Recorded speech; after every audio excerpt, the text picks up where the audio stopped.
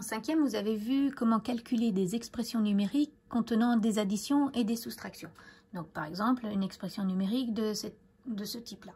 Donc, la première chose à repérer, ce sont les soustractions. Donc, on fait très attention. Les soustractions sont repérables par des signes moins. Ce sont des symboles de soustraction. Par contre, il y a des signes moins qui simplement veulent dire que ce nombre-là est négatif. Ce nombre-là est négatif.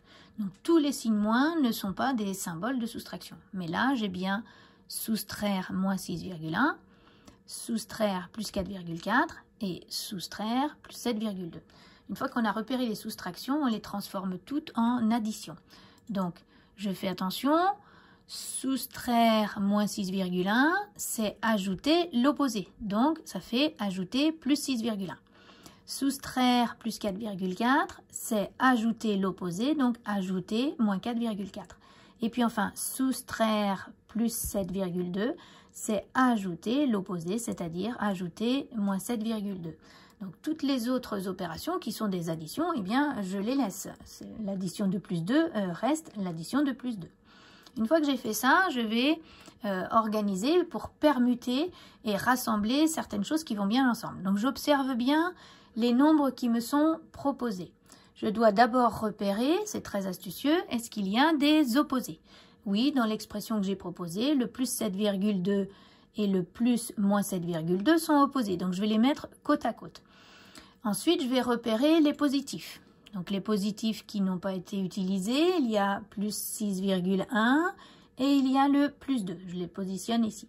Et je vais rassembler aussi les négatifs. Donc, il y a moins 3,6 et puis moins 4,4.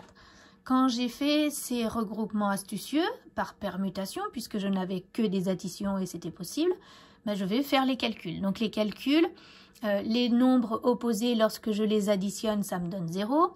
Les nombres positifs, lorsque je les additionne, il suffit d'additionner les distances à 0 et de garder le signe plus.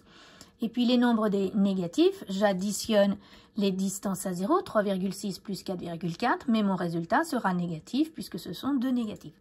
J'obtiens donc 0 plus 8,1 plus moins 8. Et au final, je n'ai plus qu'une opération à faire. C'est une addition de deux nombres de signes contraires. Celui qui l'emporte au niveau du signe, c'est le plus 8,1. Donc, mon résultat sera positif. Et je fais grande distance à 0, 8,1, moins petite distance à 0, 8. J'obtiens 0,1. Donc, voilà comment on calcule de façon organisée et astucieuse tout ce calcul de cette grande expression numérique.